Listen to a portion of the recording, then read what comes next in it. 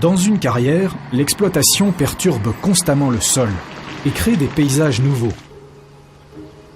Un univers vierge, hostile, composé principalement de roches mises à nu.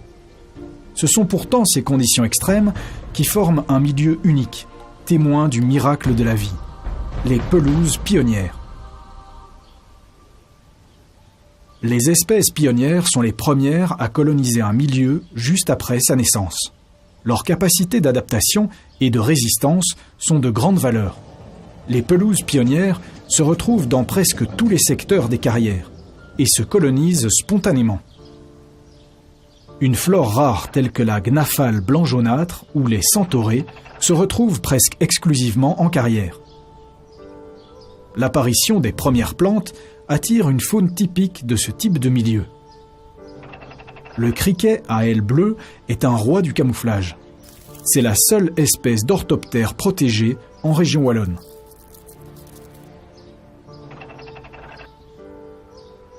C'est un criquet qui, à l'origine, est plutôt lié à des milieux méditerranéens.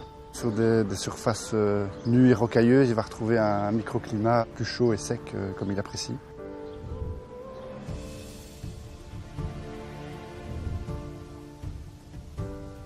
Dans les zones plus dégagées, c'est le petit gravelot qui a élu domicile. Tel un automate miniature, il chasse sur les pelouses pionnières plus humides. Sur les terrains caillouteux, générés par l'exploitation, une simple dépression lui suffit pour pondre ses œufs.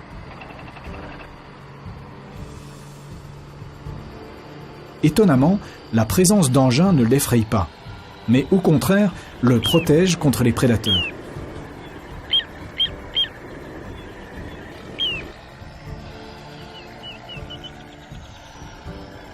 Sans gestion, une perturbation trop régulière peut menacer ces milieux pionniers.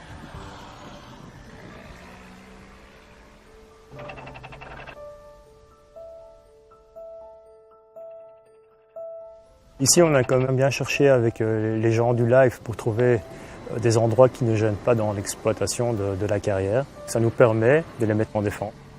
La protection de zones temporairement non exploitées permet de limiter la circulation pour une durée de minimum 3 ans. Si l'action est menée à proximité de mares temporaires et ponctuée d'abris, d'autres espèces pionnières pourront en bénéficier, comme par exemple le crapaud calamite.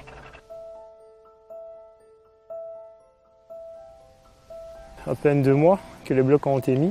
On voit ce qui a été mis en défense. Il y a déjà quelques plantes qui sortent. Tandis que là où les camions roulent, il n'y a rien qui bouge. Non. Mais sans gestion, un manque de perturbation amènera les milieux pionniers à être envahis par une végétation beaucoup plus dense et pérenne. En fait, ici, on a un gradient du plus pionnier qui se trouve là jusqu'au moins pionnier qui se trouve près de la falaise, où là, on a déjà des arbustes qui sont apparus.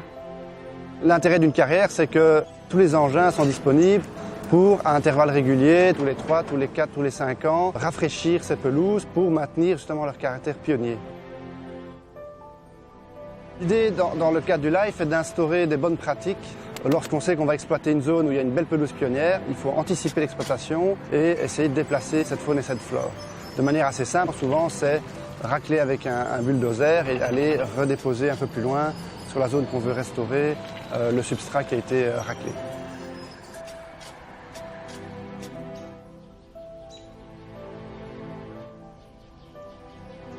Sous un aspect en apparence anodin, les pelouses pionnières cachent un potentiel d'accueil inestimable pour de nombreuses espèces.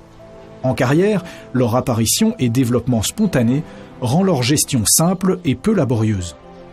Le programme LIFE vise la création et la gestion de 12 hectares de pelouses pionnières au sein des sites carriers impliqués dans le projet. Avec la contribution financière du programme LIFE de l'Union européenne.